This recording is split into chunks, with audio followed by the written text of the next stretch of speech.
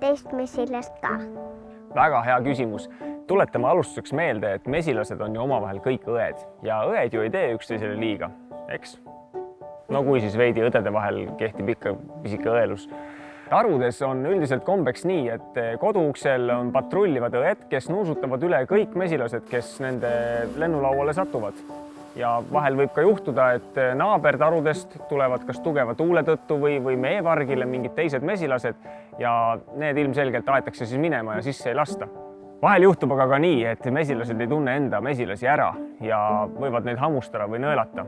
Aga noh, seda ei saa ka pahaks panna, sest kui sul on ikkagi 50 000 õde, siis võib ju juhtuda, et sa ei tunne neid kõiki ära.